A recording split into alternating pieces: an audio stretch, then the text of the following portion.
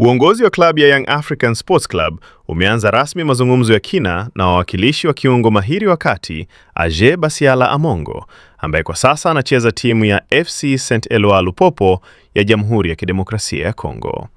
Basiala mwenye umri wa miaka 27 na nguvu ya kiungo shupavu amejizolea umaarufu kutokana na ubora wake wa kiufundi, uwezo wa kusimamia mchezo na kutoa mabadiliko ya haraka uwanjani, sifa ambazo zimekuwa zikivutia klabu kubwa barani Afrika.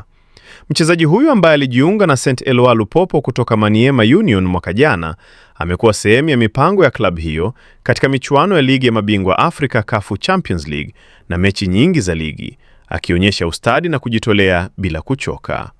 Kwa mujibu wa vyanzo vya karibu na uongozi wa Yanga, mazungumzo haya yanachunguza uwezekano wa mchezaji huyu kuhamia Tanzania ili kujiunga na kikosi cha Yanga ambacho kinatazamiwa kudumu kileleni mwa ligi kuu ya Tanzania bara na pia kushindana kwa nguvu katika mashindano ya kimataifa msimu ujao.